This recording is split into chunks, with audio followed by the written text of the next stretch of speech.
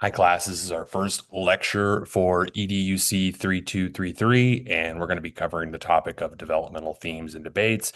And these lectures, I'm just using the PowerPoints that we have on Canvas, and they're, going to be fairly small and digestible in size. Hopefully it makes it a little more manageable, and hopefully we'll be there to sort of supplement the readings that you're already doing for the course. So the first theme, this is more like a table setting lecture. We'll actually look at some specific developmental themes in the next couple of lectures, but for now, we're just going to unpack kind of what we mean by development. So let me go ahead and move forward.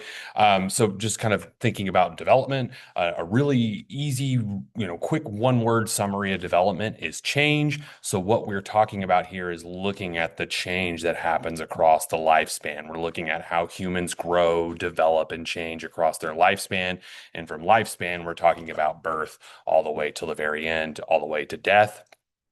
And changes can happen across a wide variety of modalities of ways of taking place. We're going to be focusing on physical change, physical development. How the body changes, develops throughout our lifespan, gets going from really weak when we're born to getting stronger and stronger into adulthood. Then at some point we start to kind of hit the other side of that roller coaster, that hill, and we're going back to kind of becoming a little more frail and weak as we develop. We'll look at cognitive development, how our thinking changes. We'll get into that with Piaget. We'll also look at social emotional development as well with some theories there.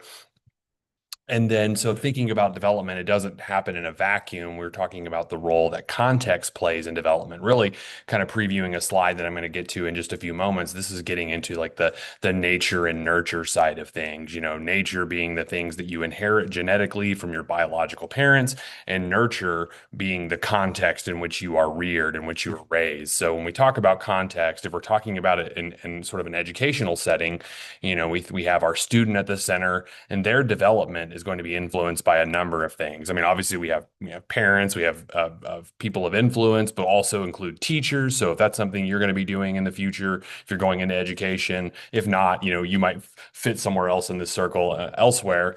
But beyond that, we see the classroom, the school has a larger effect, maybe on the teacher, which then has an effect on the student, families, peers, neighborhoods as well, kind of again, another circle of influence. And then finally, kind of broader cultural context, so kind of time, place where you grow up. Growing up in the United States, 50 years ago is going to provide a different cultural context than somebody who's growing up now in, let's say, 2025. So, kind of getting back to this topic of nature and nurture, just some definitions, something to think about really before we move forward. Do you think that nature, nurture, or is it some kind of combination of the two is what best explains child and adolescent development? And why do you think that? It would probably be a good idea maybe to pause the video here for just a moment and kind of ponder that question before moving on. Maybe write some thoughts down and come back as we go throughout the course. Cool if you pause the video and thought about it, great, and no big deal. But really, the short answer is it's complex. It's an interplay between nature and nurture. We used to kind of frame it as nature versus nurture, or nature versus, or nature or nurture, but it really is nature and nurture. Each of us is a unique byproduct of both the genetics and biology that we inherit from our biological parents, but it's also influenced by the context in which we are raised. So these two things are deeply intertwined. Constantly, culture is shaping the brain. The brain is shaping how we understand culture. So it's kind of this iterative feedback loop.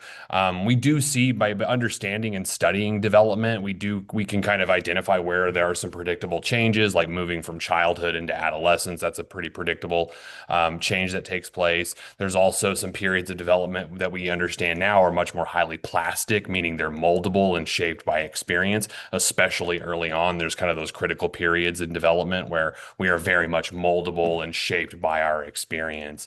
And then, this allows us, by understanding kind of where students are coming from and where they might be in terms of their developmental trajectory, this allows you to understand and appreciate more the variety of students that are coming into school settings. That just because you have a classroom full of like 12-year-olds, they may all be 12 or relatively close to the same age, but they may be bringing very different experiences and cultural backgrounds that shape their development. They're coming from different sets of genetics, so I mean, there's a lot of variety that may be happening that we might just kind of underestimate because we just see that, that age or, maybe they're great and think, oh, they're all alike, but probably not actually.